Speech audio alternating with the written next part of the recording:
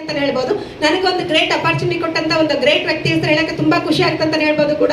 ಅವರು ಕೂಡ ನನಗೆ ಅವಕಾಶ ಕೊಡಬೇಕಾದ್ರೆ ನನ್ನ ಮಗಳು ಒಂದು 3 ವರ್ಷ ಇದ್ಲು ಸರ್. ನಾನಂದ್ರೆ ಈ ಪಾಪುನ ಇಟ್ಕೊಂಡು ಹೆಂಗೆ ಸರ್ ಈ ತರ ಹೇಳ್ತಿದಾರಲ್ಲ ಅಂತ ನಾನು ಹಿಂದೇಟ್ ಹಾಕ್ತಿರೋಂಥ ವ್ಯಕ್ತಿ ಅಂತಾನೆ ಹೇಳ್ಬೋದು.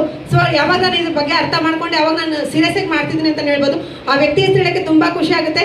ಫಾಸ್ಟೆಸ್ಟ್ STC ಆಗಿದ್ದಾರೆ ಅಂತ ಹೇಳ್ಬೋದು. ಮಿಸ್ಟರ್ ಮಾವಿ ಸರ್ಗೆ ಒಂದು ಹಾರ್ಟ್ಲಿ ಥ್ಯಾಂಕ್ಸ್ ಹೇಳಕ್ಕೆ ಇಷ್ಟಪಡ್ತೀನಿ ಸರ್. ಎಸ್ ಸರ್, ಅದೇ ತರ ಹೆಚ್ಚು ಸಪೋರ್ಟ್ ಮಾಡ್ತಕ್ಕಂಥ ಒಬ್ಬ ಗ್ರೇಟ್ ವ್ಯಕ್ತಿ ಇದ್ದಾರೆ ಸರ್. ಏಜಲ್ಲಿ ತುಂಬಾ ಚಿಕ್ಕವ್ರು ಸರ್. ಅವರು ಹೇಗೆ ಮಾತಾಡ್ತಾರಂದ್ರೆ ತುಂಬಾ ಚೆನ್ನಾಗಿ ನಮ್ಗೆ ಸಪೋರ್ಟ್ ಮಾಡ್ತಿರ್ತಕ್ಕಂಥ ವ್ಯಕ್ತಿ ಅಂತ ಹೇಳ್ಬೋದು. ಮೂರ್ತಿ ಚಿಕ್ಕದಾದ್ರೂ ಕೀರ್ತಿ ದೊಡ್ಡದಂತ ಹೇಳ್ಬೋದು.